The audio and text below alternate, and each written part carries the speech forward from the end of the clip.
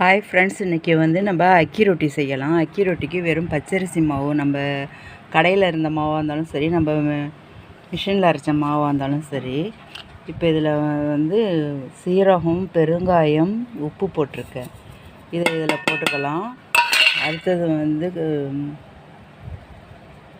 கொத்தமல்லி தழை, கருவேப்பிலை தழை, கொஞ்சோண்டு பச்சை மிளகாய், கொஞ்சோண்டு இஞ்சி துருவல் போட்டிருக்கேன். அடுத்தது கொஞ்சோண்டு வெங்காயம் கொஞ்சம் நல்லா நைஸாக அரிஞ்சு போட்டுக்கோங்க. கொஞ்சோண்டு கேரட் போட்டிருக்கிறேன். இப்போ இதை எல்லாத்தையும் நம்ம நல்லா கெட்டியாக பிசையணும் தண்ணி ஊற்றி.